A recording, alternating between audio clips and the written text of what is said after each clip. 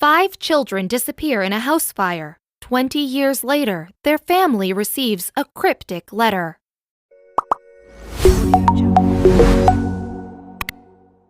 It was just after midnight when the fire reached the upstairs bedroom. As George Sauter raced through his Fayetteville, West Virginia home, all he could think about was getting his wife Jenny and their 9 children to safety. But as the blaze grew and the smoke rose to blot out the night sky, life for the Sauters would never be the same. When the fire department finally arrived the next morning, 5 of the children were unaccounted for. At first glance, it seemed they'd all perished in the fire. But the Sauters were convinced that something else had happened that night.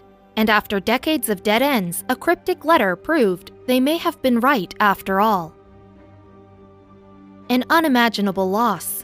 Yet as George and Jenny stood over the charred remains of their home on Christmas morning 1945, there were just 5 things on their mind: Maurice, Martha, Louise, Jenny, and Betty. But even in their intense grief, the facts just didn't add up. For starters, the cause of the fire, deemed faulty wiring, was suspect as shortly before the blaze broke out, Jenny had come downstairs to find all the lights on. If the fire had been electrical, the power would have been dead. Another red flag arose when the repairmen came to assess the damages to their telephone lines. To their shock, the handyman relayed that their lines hadn't been burnt like the fire report had stated. They'd been cut. More inconsistencies only continued to pop up. The ladder that George kept behind the house had been mysteriously absent the night of the fire. And when he tried to move his trucks as a means of climbing to the upstairs windows, they wouldn't start despite working fine the day prior. Even Jenny recalled hearing something rolling on the roof shortly before the fire started, and George later found a small rubber object in the yard that looked suspiciously like a napalm grenade. But had someone really intended to harm the Sauters? George had made his fair share of enemies over the years. A native of Sardinia, George was an outspoken opponent of Benito Mussolini, a stance that sometimes ruffled a few feathers in his Italian community.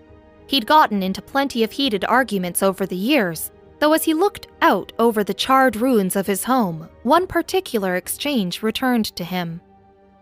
A few months prior, a salesman had threatened George after he refused to buy insurance. At the time, his words seemed silly. Now, they were eerily spot on.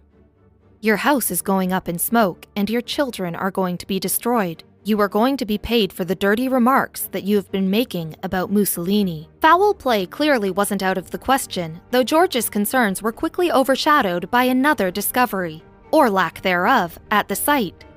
Despite all 5 children supposedly having died in the fire, no remains were found. Fayetteville Fire Chief F.J. Morris attributed this fact to the intense heat of the blaze, though strangely, none of the home's appliances were burned beyond recognition. Doubting the authorities, Jenny went elsewhere for answers.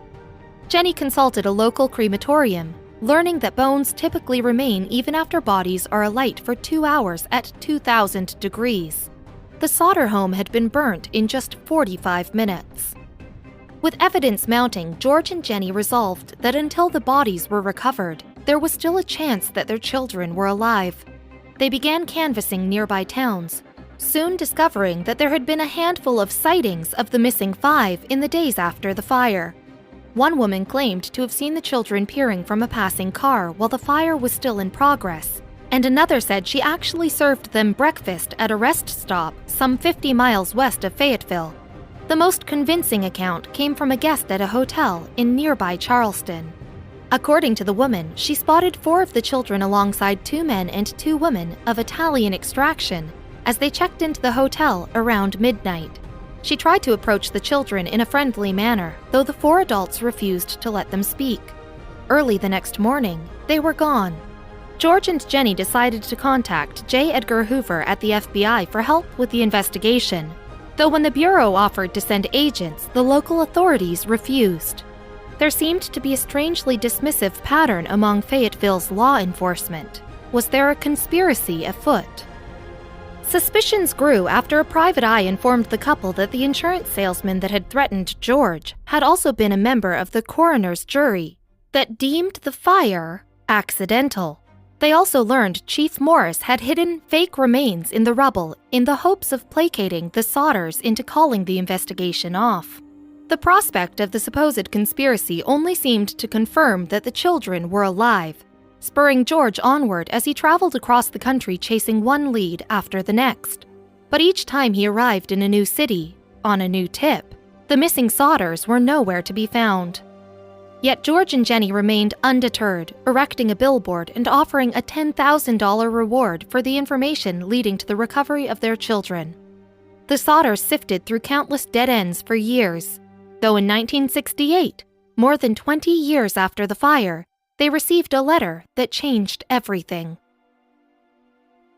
The envelope, postmarked in Kentucky and bearing no return address, contained a photo of a young man and a cryptic note. Louis Sodder, I love brother Frankie, Lil Boys A90132 or 35. His resemblance to Louis, who was 9 when he disappeared, was uncanny, though upon sending an investigator to track the man down, he never returned. Time is running out for us, George said in an interview, but we only want to know if they did die in the fire. We want to be convinced. Otherwise, we want to know what happened to them. But George died a year later, and after 2 more decades of fruitless leads, Jenny passed as well. The surviving Sodder children took up the search in their stead, devising their own theories for what happened to their siblings on that fateful night. Trouble with the mafia was floated as a plausible motivation behind a possible abduction, as George very well could have provoked the mob with his outspoken nature. If their siblings were still alive, there's a chance they never reached out in order to protect the family.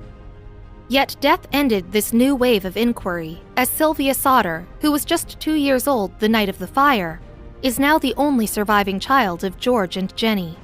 She still continues to tell the story of that tragic Christmas Eve in 1945, hopeful that even 75 years later, her brothers and sisters may still be alive. And Sylvia is not hopeless in her search. With advances in investigation technologies, authorities are now regularly solving centuries-old crimes. Even masterful cover-ups are being exposed.